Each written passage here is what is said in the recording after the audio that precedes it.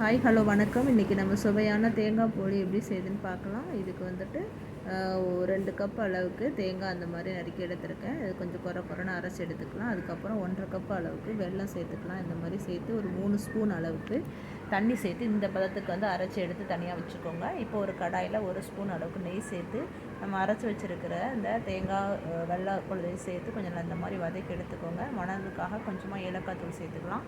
இந்த பதம் அளவுக்கு நல்லா வறுத்து எடுத்துக்கலாம். இப்போ வந்து ஒரு தவாவில் 2 கப் அளவுக்கு மைதா மாவு சேர்த்துருக்கேன். தேவையான அளவு உப்பு சேர்த்துட்டு கொஞ்சமாக தண்ணி போட்டு இந்த பதத்துக்கு கொஞ்சம் நல்லா பிசைஞ்சு எடுத்துக்கோங்க.